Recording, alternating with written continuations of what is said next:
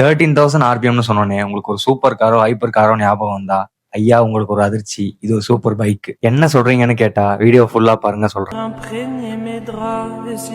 இவங்க எல்லாருக்கும் பிடிச்ச ஆல்பபெட் சீரிஸ் பைக்ல லெட்டர் ஏ. ஃபாலோ பண்ணாதவங்க லேர்ன் வித் ரோக்ஸை ஃபாலோ பண்ணிட்டு இந்த வீடியோ பாருங்க. அப்படி என்ன பைக்னு தெரிஞ்சா கமெண்ட்ல மென்ஷன் பண்ணுங்க. இந்த பைக்கோட சவுண்டு கேட்டாலே ரேஸ் ட்ராக்கோட சவுண்டு கேட்குற மாதிரி ஃபீல் ஆகும். எந்த பைக் கம்பெனினா இது ஒரு இட்டாலியன் பைக் கம்பெனி. பைக்கோட ஸ்பெக்கை கேட்டா 1100 சிசி 217 ஹார்ஸ் பவர்ல போகக்கூடிய ஒரு பைக். மட்டுமான்னு கேட்டா 13,000 ஆர்பிஎம் வரைக்கும் இந்த பைக்கை புஷ் பண்ணிருக்காங்க.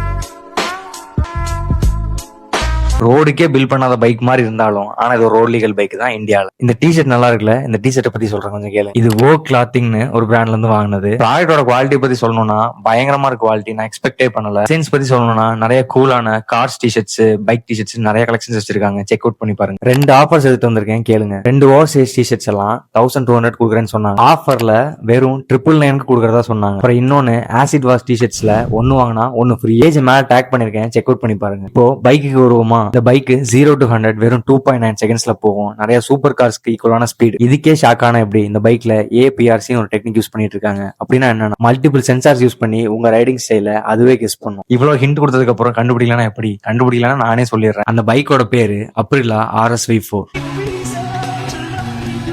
இன்ட்ரெஸ்டிங்கா இருந்துச்சு வீடியோ. அடுத்த எபிசோட பார்க்கணும்னா லேர்ன் வித் ரோக்ஸை ஃபாலோ பண்ணிட்டு வெயிட் பண்ணி பாருங்க லெட்டர் பிக்கு.